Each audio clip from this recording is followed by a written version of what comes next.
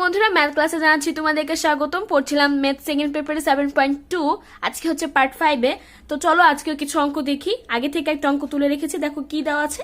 cos theta minus cos 7 theta equal sin 4 theta. তো চলো ম্যাথটা সলিউশন করি। তো দেখো আমি কিন্তু বলেছিলাম ত্রিকোণমিতির সকল সূত্রই আমাদের জানা লাগবে। এইটা দেখে একটা সূত্রের কথা কি তোমাদের মনে পড়ে? আমরা কিন্তু cos c minus cos d এর একটা সূত্র জানি। cos c minus cos d সূত্রটা কি আমি যদি এখানে লিখি, cos c minus cos d, cos c minus এর cos d সূত্র হচ্ছে 2 sin c প্লাস d ভাগ 2 sin d মাইনাস c ভাগ 2। এই সূত্রটা কিন্তু আমরা জানি, ত্রিকোণমিতির একটা সূত্র। তো এই সূত্রটা হচ্ছে আমরা এখানে অ্যাপ্লাই করব।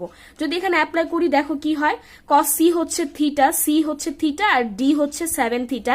তাহলে হচ্ছে এটার সূত্র 2 sin c প্লাস d ভাগ 2 sin d মাইনাস c ভাগ 2। তাহলে 2 sin c হচ্ছে থিটা মাইনাস 7 থিটা হচ্ছে d,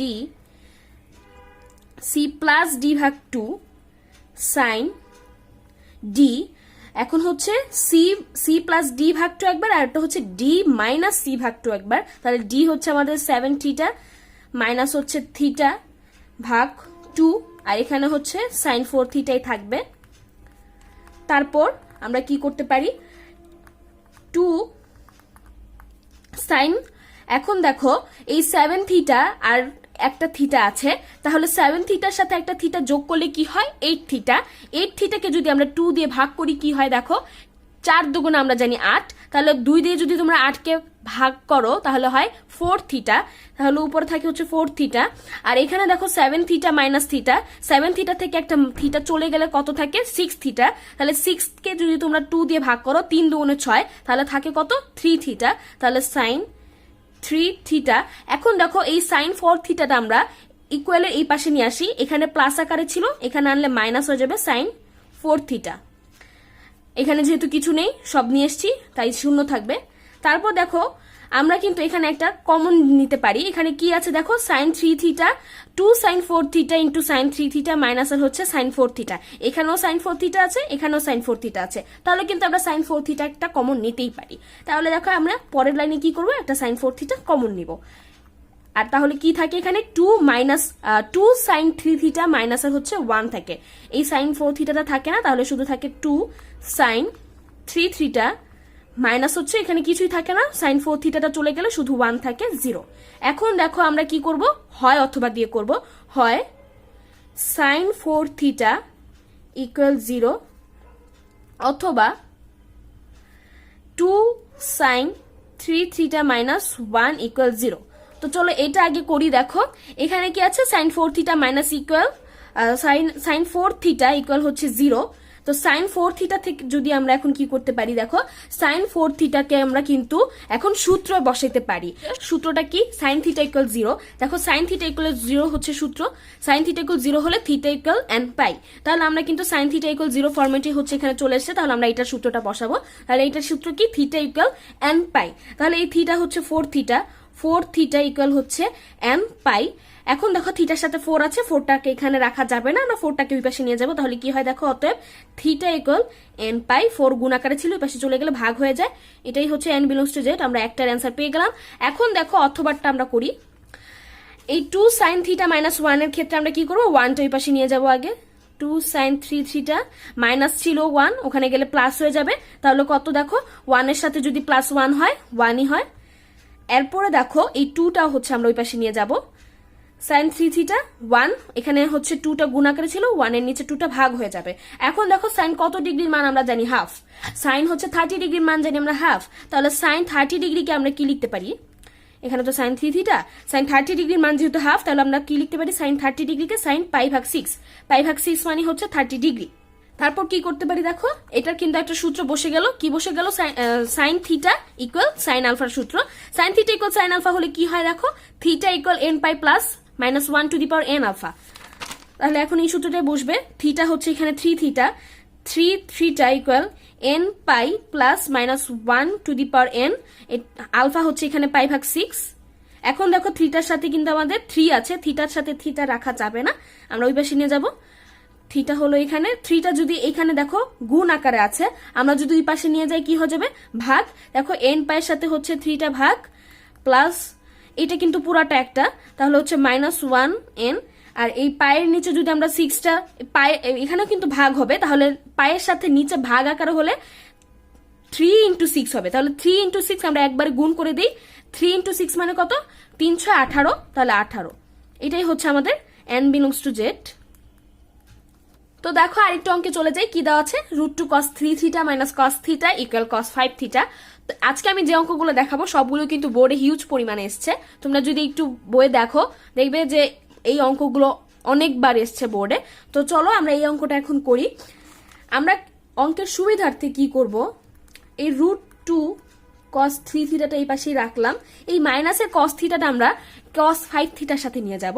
দেখো তাহলে আমরা যদি ইকুয়াল ওই পাশে নিয়ে যাই cos থিটাকে, এখানে মাইনাস ছিল, তাহলে কি হয়ে যাবে 5 থিটার সাথে প্লাস আকারে হয়ে যাবে cos থিটা।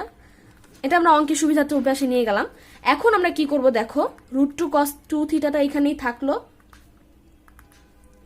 আর এটা 3 থিটা ছিল, সরি। তারপর দেখো আমরা কি করতে পারি, এখানে কিন্তু আমাদের সূত্র বসে, সূত্রটা কি, cos c plus cos d সূত্র।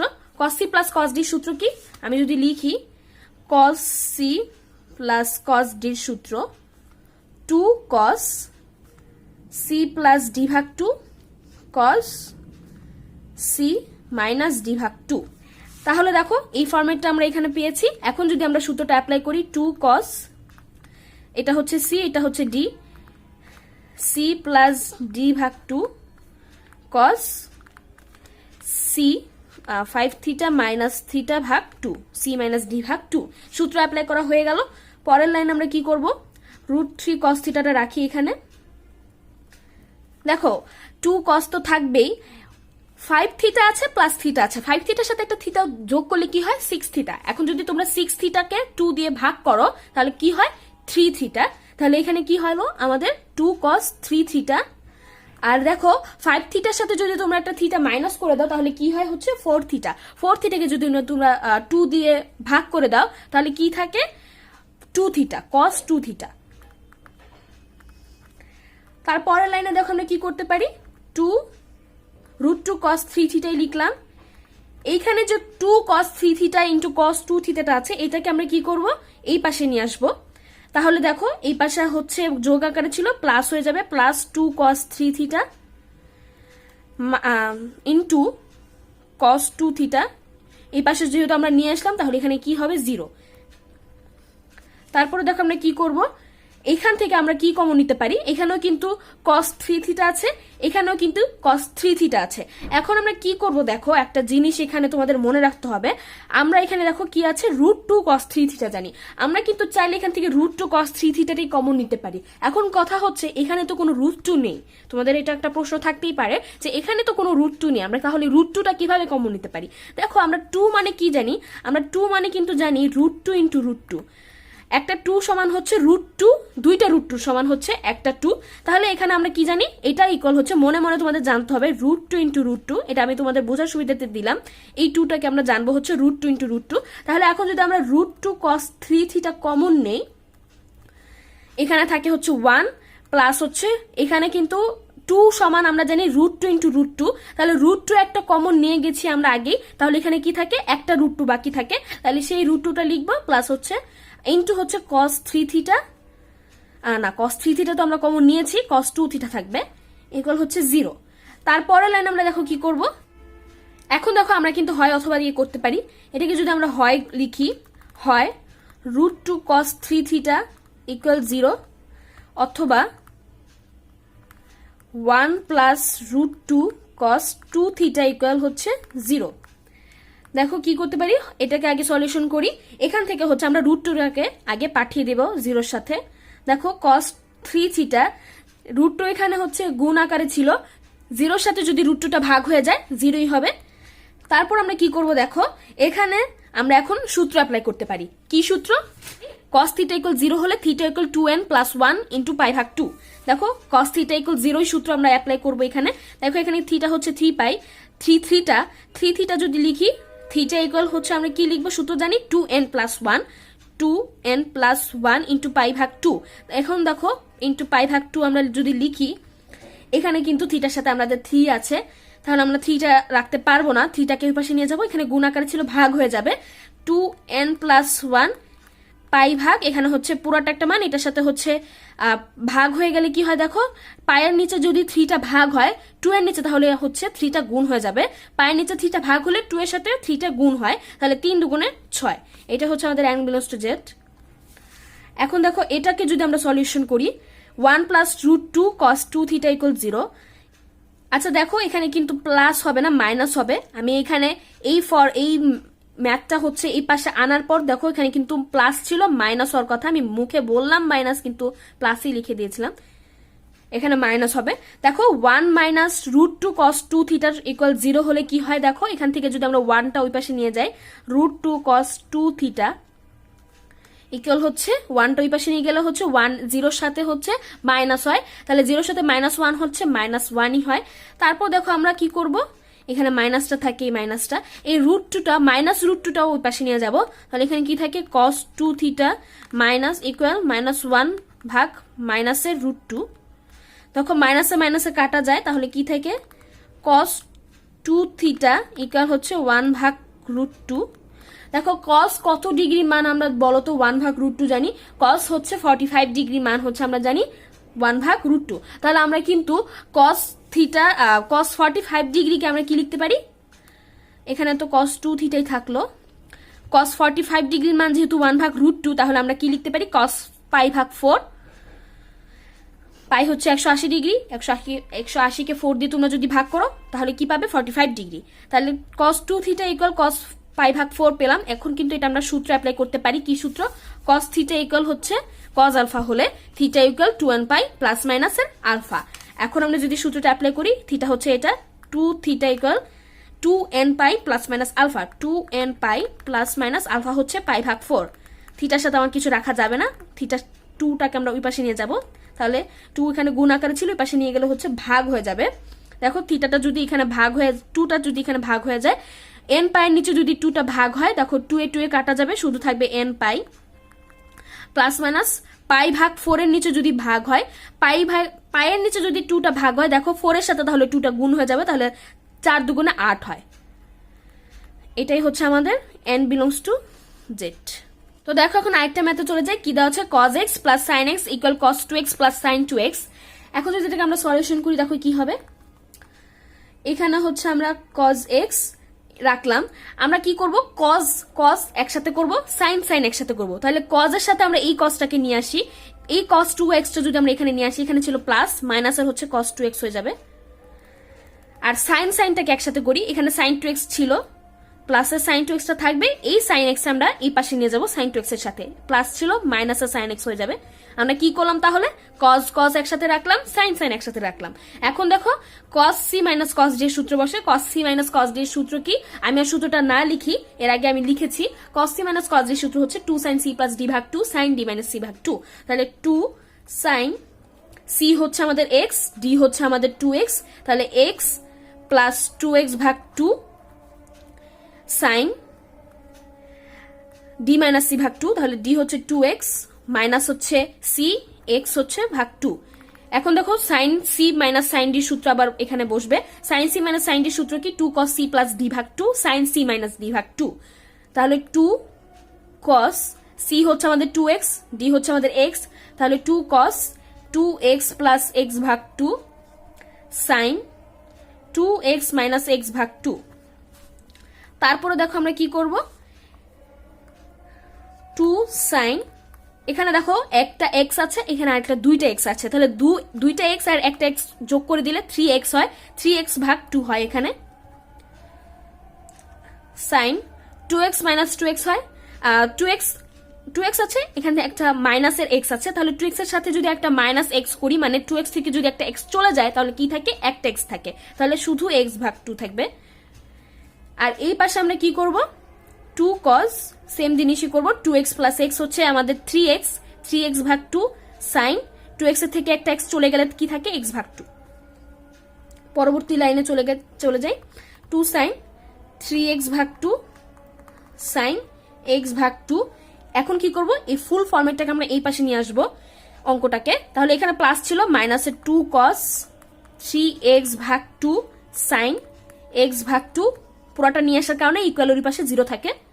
এখন আমরা কি করব, এখান থেকে কি কমন যায় বলতো, এখানে একটা আছে হচ্ছে sin x ভাগ 2, এখানেও আছে হচ্ছে sin x ভাগ 2, তাহলে আমরা কিন্তু এখানে sin x ভাগ 2 টা কমন নিতে পারি, 2 sin x ভাগ 2 কমন নিতে পারি। দেখো 2 এখানেও আছে 2 এখানেও আছে, তাহলে 2 sin x ভাগ 2 আমরা নিঃসন্দেহে কমন নিতে পারি। তারপর দেখো কমন নেওয়ার পর আমরা যদি এখন কি করব, এখানে 2 sin x ভাগ 2 টা চলে গেলে কি থাকে, শুধু sin 3x ভাগ 2 থাকে, sin 3x ভাগ 2 মাইনাস এখানে থাকে হচ্ছে শুধু cos 3x ভাগ 2, cos 3x ভাগ 2, আর এখানে তো 0ই থাকলো। এখন দেখো আমরা হয় অথবা দিয়ে করতে পারি, হয় এটা ইকুয়াল 0 হয় এটা ইকুয়াল 0, তাহলে হয় 2 sin x ভাগ 2 ইকুয়াল 0 অথবা sin 3x ভাগ 2 মাইনাসের cos 3x ভাগ 2 ইকুয়াল 0। এখন দেখো এটাকে যদি আমরা আগে সলিউশন করি, দেখো এখান থেকে 2 টা হচ্ছে আমরা ওই পাশে নিয়ে যাই, sin x ভাগ 2, 2 টা এখানে হচ্ছে আমাদের গুণ আকারে ছিল, 0 সাথে গেলে ভাগ হয়ে যাবে, 0 সাথে যদি 2 গুণ ভাগ করো 0ই হয়। বা এখন দেখো আমরা কি করতে পারি, sin থিটা ইকুয়াল 0 সূত্র বসে, sin থিটা ইকুয়াল 0 সূত্র কি, sin থিটা ইকুয়াল 0 হলে থিটা ইকুয়াল n পাই, আমরা কিন্তু থিটা ইকুয়াল n পাই সূত্রটা এখানে বসাতে পারি। থিটা হচ্ছে x ভাগ 2, x ভাগ 2 ইকুয়াল হচ্ছে n পাই, তাহলে হচ্ছে থিটার সাথে আমাদের কি 2 ভাগ আকারে আছে, ভাগ আকারে রাখা যাবে না কিছুই, 2টা হচ্ছে এই পাশে চলে গেলে গুণ হয়ে যায়, তাহলে কি হয় 2n পাই। এটাই হচ্ছে n বিলংস টু জেড, একটা অ্যান্সার পেয়ে গেলাম। তারপর হচ্ছে দেখো আমরা কি করতে পারি, sin 3x ভাগ 2 এটাকে যদি সলিউশন করি, এই cos 3x ভাগ 2 টা আমরা ওই পাশে নিয়ে যাই, মাইনাস আকারে ছিল, ওই পাশে গেলে প্লাস হয়ে যাবে cos 3x ভাগ 2। এখন কি করব দেখো, এই cos 3x ভাগ 2 টাকে আবার আমরা cos 3x ভাগ 2 এর সাথে ভাগ আকারে আনবো, cos 3x ভাগ 2 ভাগ cos 3x ভাগ 2, এটাকে আমরা এখানে কিন্তু ভাগ আকারে আনতেই পারি, তাহলে এখানে কি থাকে দেখো, এটাকে যেহেতু ভাগ আকারে এখানে এনে ফেলেছি তাই এখানে 1 থাকে।